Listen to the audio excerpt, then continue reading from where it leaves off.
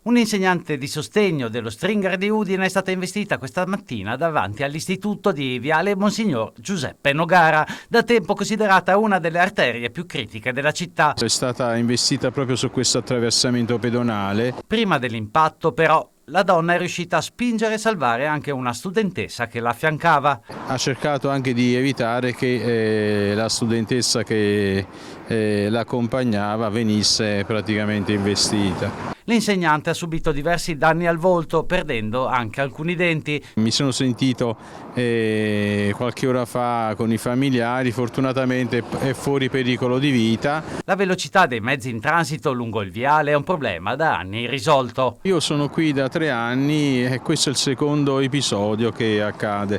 L'anno scorso dall'altra parte di questo attraversamento è stata investita una nostra allieva.